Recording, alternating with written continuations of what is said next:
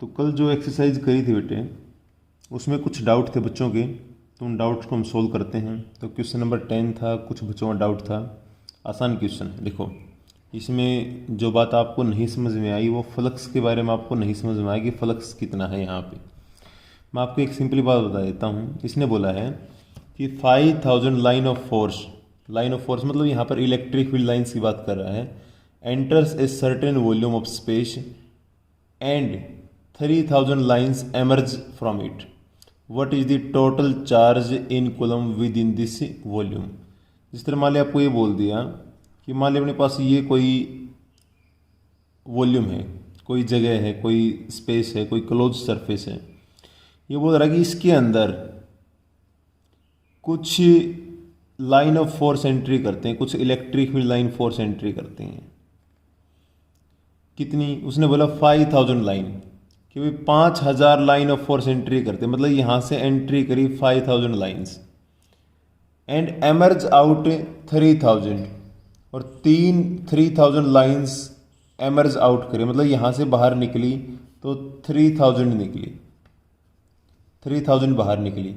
इसका मतलब 3000 emerge out हुई है। आपको याद हो तो फ्लक्स क्या होता था? फ्लक्स होता था the number of electric field line passing through a given area. तो आप ये देख लो यहां से कितनी फील्ड लाइन एंट्री करी और कितनी एग्जिट करी। तो जो टोटल बच गई ना, जितनी उस स्पेस के अंदर रही, वो आपका टोटल फ्लक्स है। एंट्री कितनी करी? 5000, एग्जिट कितनी करी? 3000। इसका मतलब अंदर कितनी है? 2000। तो वो आपका फ्लक्स है। तो इसका मतलब यहां से जो फ्लक्स आया ना, फ्लक्स की वैल्यू आ गई कितने अपने पास? एमर्ज कितनी करी? 3000 माइनस एंट्री कितनी करी? 5000। तो 5 कितना आ गया मेरे पास? यहाँ से 5 आ गया मेरे पास, माइनस का 2000। इतना फ्लक्स आ गया, माइनस का 2000। ये फ्लक्स की वैल्यू आ गई टोटल अपने पास, इतना फ्लक्स आ गया। तो आपसे पूछा क्या है? टोटल चार्ज पूछा। चार्ज निकाल दो, गॉस थ्योरम अप्लाई कर दो, अपने आप कर सकते हो तुम लोग। 5 इजिकल टू कितना होगा? Q by epsilon not. Q is equal to पूछा भाई 5 इंटू एप्सिलॉन नॉट। 5 आपके पास आ गया, एप्सिलॉन नॉट की वैल्यू आपको पता है, पुट करो, चार्ज आ जाएगा। क्वेश्चन नंबर 10 था, छोटा है क्वेश्चन था, कुछ बच्चों का डाउट था। क्वेश्चन नंबर 11, आपको बोला भाई पॉजिटिव चार्ज 17.7 माइक्रोकूलम का is placed at the centre of a hollow sphere of radius this, calculate the flux density. Flux density निकालनी है। ये होलो स्फीयर, ये इसके सेंटर में चार्ज 17.7 माइक्रोकूलम का, क्लियर है। इसकी रेडियस आपको दे रखी है r 0.5 मीटर। फ्लक्स डेंसिटी पूछिए भाई। फ्लक्स डेंसिटी का मतलब क्या होगा? Flux per unit area, flux density बोल देंगे हम। हमें फ्लक्स डेंसिटी पूछी है, तो फ्लक्स डेंसिटी क्या होगी? फ्लक्स पर यूनिट एरिया होगा। तो flux per unit area, area तो आपको पता है होलो स्फीयर है, तो एरिया तो किसके इक्वल होगा अपने पास? 4 पाई आर स्क्वायर। मैं केवल हिंट बता रहा हूँ, क्वेश्चन तुम्हें अपने आप करना है। 4 पाई आर स्क्वायर, आर आपको दे रखी है, 4 पाई आर स्क्वायर, एरिया निकाल दो। अब बच गया फ्लक्स 5, तो 5 इज इक्वल टू क्या होगा भाई? होलो स्फीयर है, गॉस थ्योरम अप्लाई कर दो भाई। 5 इज इक्वल टू कितना होने पाया? अकॉर्डिंग टू गॉस थ्योरम क्या होता है? Q by epsilon not. Q आपको दे रखा है, क्यू कितना होने पास? 17.7 माइक्रोकूलम है, 10 की पावर माइनस का 6 डिवाइड बाई एप्सिलॉन नॉट क्या होगा? 8.85 10 रेज़ टू पावर माइनस 12।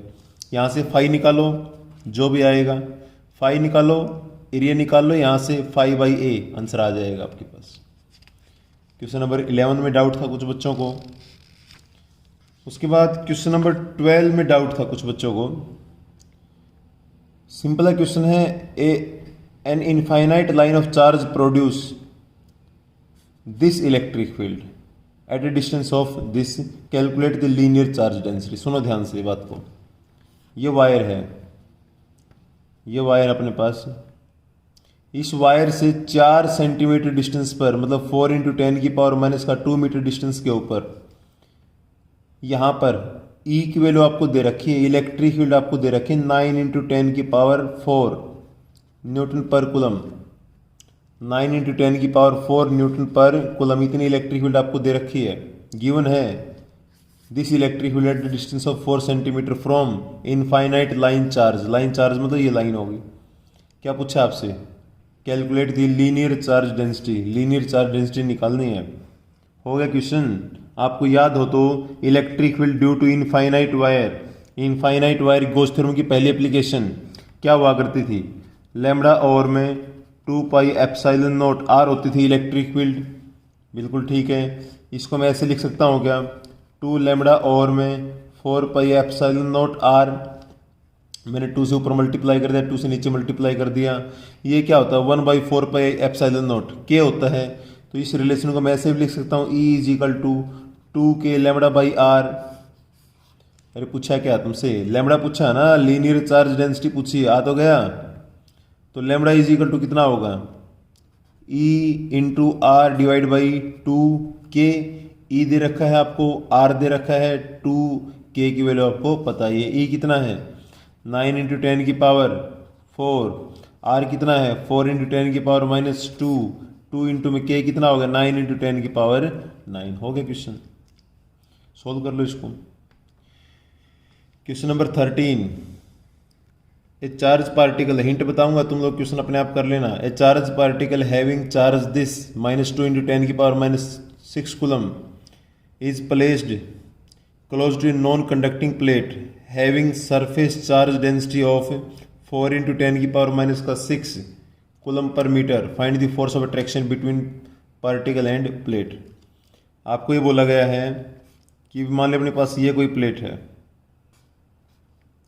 ये कोई वो इनफाइनाइट प्लेट है। आपको बोला है a charge particle having this is placed close to a non conducting plate, इस प्लेट के नज़दीक कहीं पर मान लिया यहाँ पे एक चार्ज रखा हुआ है Q -2 इंटू 10 की पावर -6 कूलम का, नॉन कंडक्टिंग प्लेट है, उसकी सरफेस चार्ज डेंसिटी दे रखी है, इस प्लेट की सरफेस चार्ज डेंसिटी सिग्मा दे दिया आपको कितना 4 इंटू 10 की power -6 coulomb per metre square. Find the force of attraction. अरे फोर्स ऑफ अट्रैक्शन निकालनी है, किसी भी चार्ज के ऊपर फोर्स ऑफ अट्रैक्शन निकालनी तो F इज इक्वल टू क्या होता है QE। तो E देख लो इलेक्ट्रिक फील्ड कितनी होगी, अब इलेक्ट्रिक फील्ड किसकी वजह से आई है, इस प्लेट की वजह से आई है। अब हमें पता है electric field due to plate क्या होती है, E is equal to sigma by 2 epsilon not.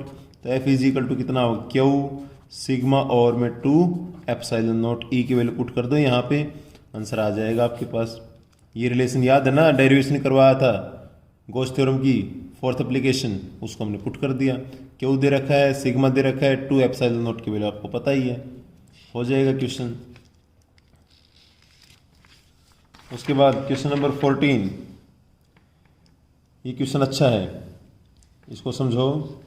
An electron is revolving around a long line charge having charge density this. ये बोल रहा है कि एक वायर है इनफाइनाइट लॉन्ग, इस तरीके से इसके अराउंड एक इलेक्ट्रॉन रिवॉल्व करता है, एक इलेक्ट्रॉन घूम रहा है इसके अराउंड। ये इलेक्ट्रॉन मान लिया मैंने, ये इलेक्ट्रॉन इसके अराउंड घूम रहा है, मान लिया इसकी R रेडियस के सर्कल में घूम रहा है वो।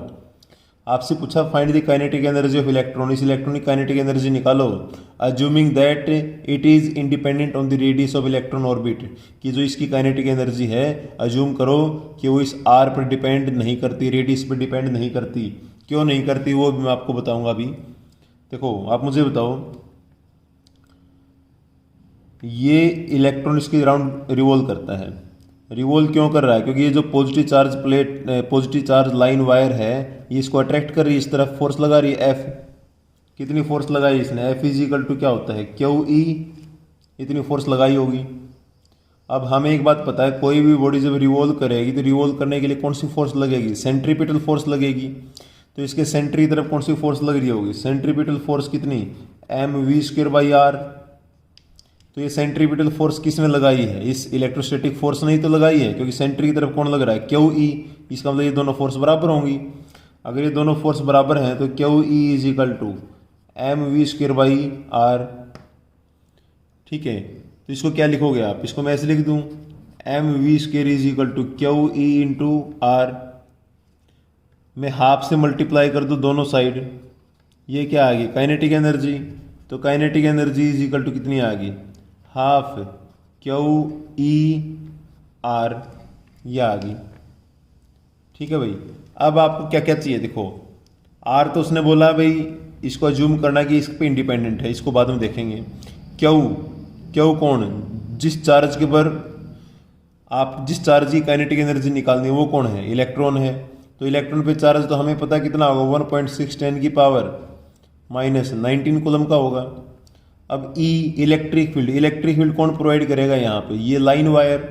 इस लाइन वायर की वजह से इलेक्ट्रिक फील्ड कितनी आती है, हमने अभी पढ़ा था लैम्बडा और में 2 पाई एप्सिलॉन नॉट आर, या फिर दूसरा रिलेशन मैंने अभी बताया था आपको 2 के lambda by R, line wire का गॉस थ्योरम की पहली एप्लीकेशन, या lambda by 2 pi epsilon not R लिखो या 2 के लैम्बडा बाई आर लिखो, तो हो गया क्वेश्चन। तो हाफ क्यू ई कितना हो गया 2 के lambda over R into R, R से आर कैंसिल, तो kinetic energy is equal to किसके इक्वल आ गया अपने पास, यहाँ से 2 से 2 कैंसिल, किसके इक्वल आ गया क्यू के लैम्बडा, ये काइनेटिक एनर्जी आ गई। क्या ये आर पे इंडिपेंडेंट है, बिल्कुल है, आर पे डिपेंड करती नहीं। क्यू दे रखा है, यस, चार्ज ऑन इलेक्ट्रॉन पता है हमें कितना है, के की वैल्यू पता है 9 × 10 की पावर 9 होती है, लैम्बडा आपको दे रखा होगा, ये लीनियर चार्ज डेंसिटी आपको दे रखी है। हो जाएगा क्वेश्चन। क्वेश्चन नंबर 15 डायग्राम है, बस केवल डायग्राम समझाऊंगा, उसके बाद क्वेश्चन तुम अपने आप कर सकते हो, बहुत आसान क्वेश्चन है, कोई दिक्कत नहीं है, बस इसमें प्लेन का ध्यान रखा करो। आपको ये बोला है a large plane sheet of charge having surface charge density this in lie in x Y plane. मैं बना लेता हूँ एक बार, ये मैंने मान लिया x, ये मैंने मान लिया y। आपको बोला एक सीट है, प्लेन सीट है, लार्ज प्लेन सीट, उसकी सरफेस चार्ज डेंसिटी आपको दे रखी है, ये मान लिया अपने पास ये प्लेन सीट है, lie in x Y plane, x Y plane के अंदर लाई करती है, तो मैंने इसको x मान लिया, इसको y मान लिया, थोड़ा अच्छे तरीके समझ में आएगा।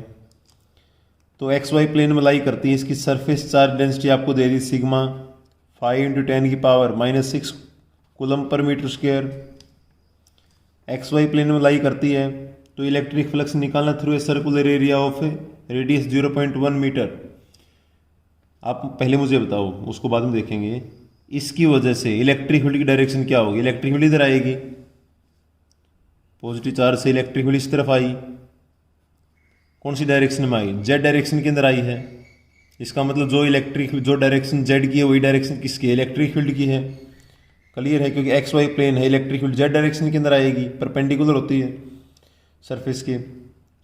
ये बोल रहा है find the electric flux through circular area of 0.1 metre if normal to this circular area makes an angle 60 degree with Z axis. ये बोल रहा है कि इसके रास्ते में आगे एक सर्कुलर एरिया है, ये मान लें अपने पास वो सर्कुलर एरिया है, ये सर्कुलर एरिया है। तो ये बोल रहा है जो सर्कुलर एरिया है ये इस तरीके से है कि इसका जो नॉर्मल होगा ना, नॉर्मल क्या होगा, ये होगा नॉर्मल परपेंडिकुलर टू सरफेस, वो नॉर्मल जेड एक्सिस के साथ 60 डिग्री का एंगल बनाता है, नॉर्मल जेड एक्सिस के साथ 60 डिग्री का एंगल बना रहा है। अब हमें पता है चाहे जेड एक्सिस बोल दो चाहे इलेक्ट्रिक फील्ड बोल दो, बात तो एक ही है, दोनों की डायरेक्शन सेम है।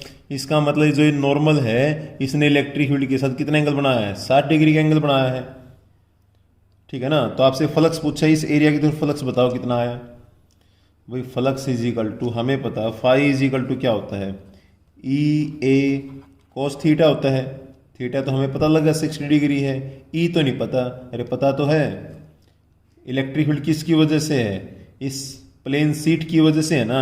तो गॉस थ्योरम की फोर्थ एप्लीकेशन, इलेक्ट्रिक फील्ड किसके इक्वल थी, due to plane sheet sigma by 2 epsilon not के इक्वल थी।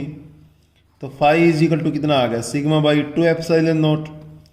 एरिया कितना होगा, सर्कल है, सर्कल का एरिया क्या होगा, पाई आर स्क्वायर, आर आपको दे रखी है, इंटू कोस 60, वैल्यू पुट कर दो, सोल्व कर दो, ये दे रखा है आपको, पाई की वैल्यू आपको पता है, आर पता है, कोस 60 कितना होता है 1/2 होता है कोस 60, तो सोल्व कर लो, आंसर आ जाएगा आपके पास।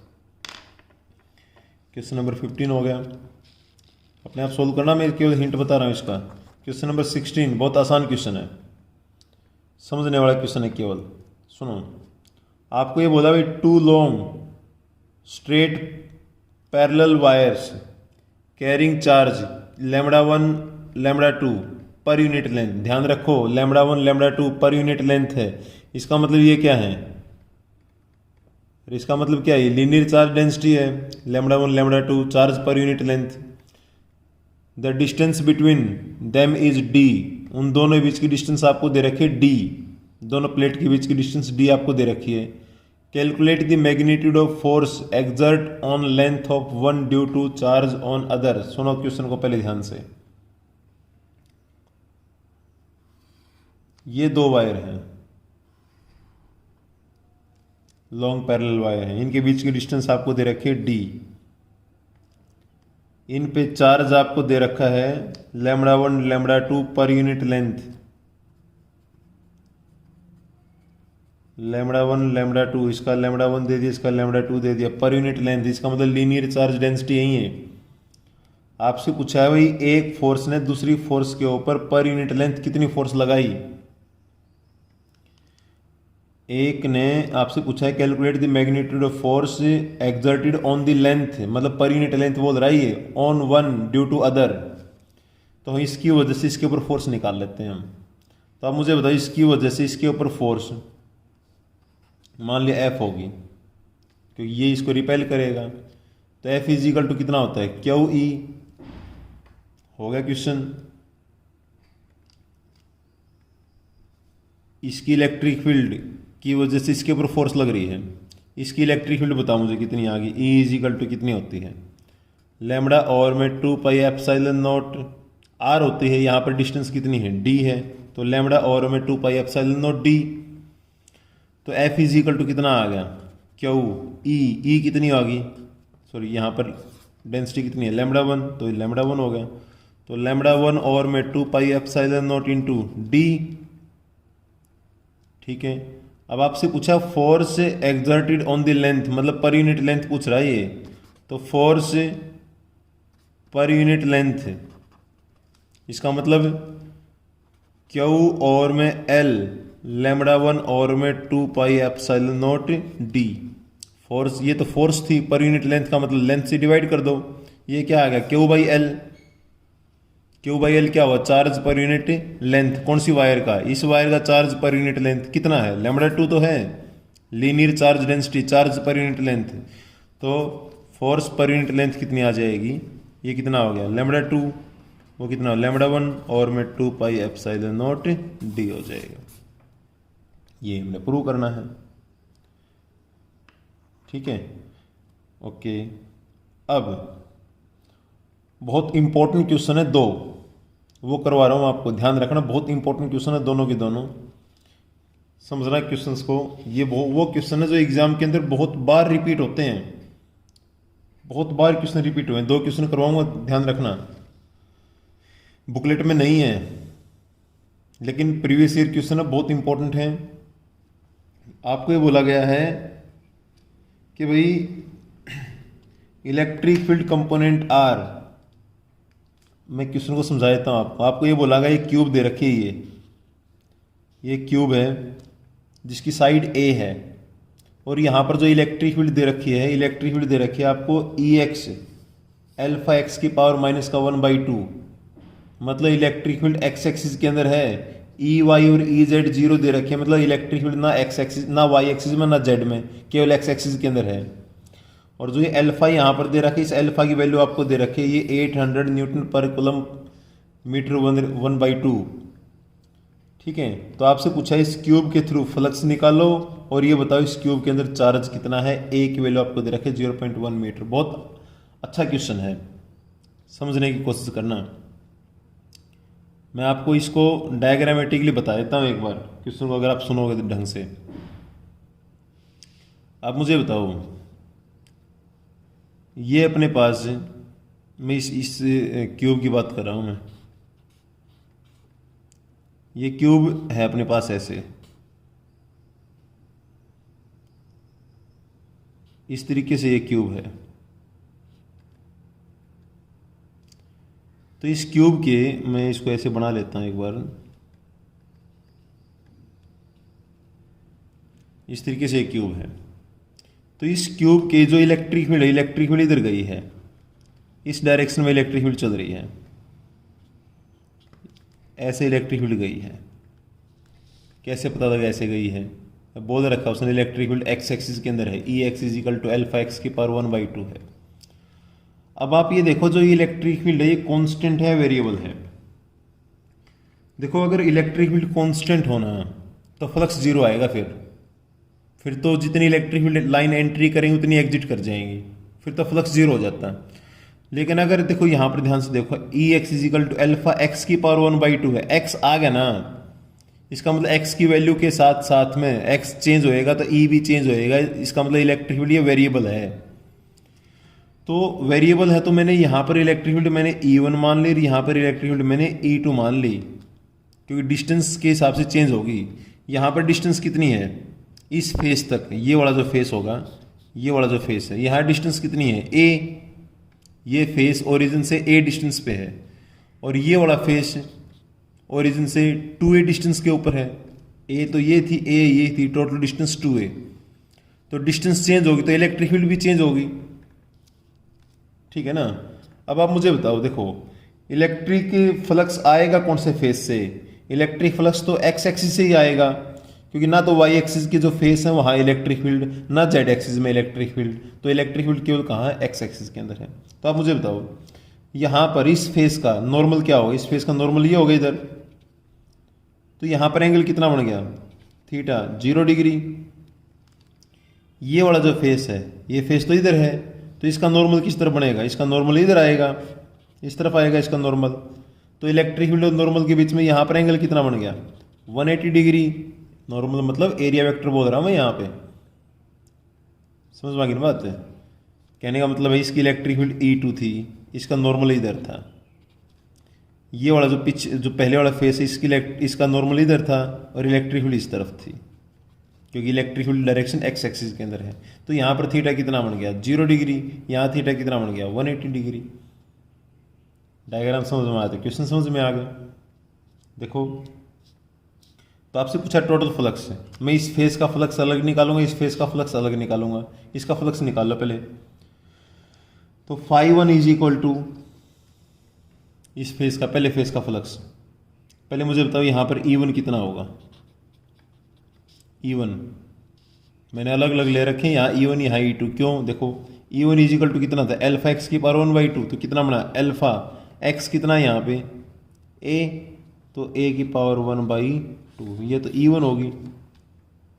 यहाँ E2 कितनी होगी इस फेस पर? E2 इज इक्वल टू कितना था? अल्फा एक्स की पावर 1/2, एक्स कितना है? 2A,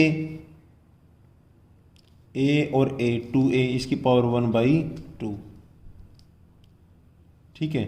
मतलब E2 इज इक्वल टू कितना आ गया अपने पास यहाँ से? √2 अल्फा A की पावर 1/2। ये E2 आ गया अपने पास, है ना, अलग अलग है। हाँ, तो अब φ1 यहाँ पे क्या होता है? E1 A cos theta. φ1 is equal to E1 कितना है? अल्फा A की पावर 1/2। एरिया ये साइड है, क्यूब की साइड A है, तो इस फेस का एरिया कितना होगा? A² cos थीटा cos 180 -1, तो φ1 is equal to minus alpha A की पावर 1/2 + 2, 1/2 + 2, 5/2 हो गया। तो इतना फ्लक्स आ गया पहले फेस से। अब दूसरे फेस से फ्लक्स निकालो, यहाँ से कितना फ्लक्स आया? φ2 is equal to E2A cos theta. तो E2 कितना है? √2 अल्फा A की पावर 1/2, ये रहा E2। एरिया कितना होगा?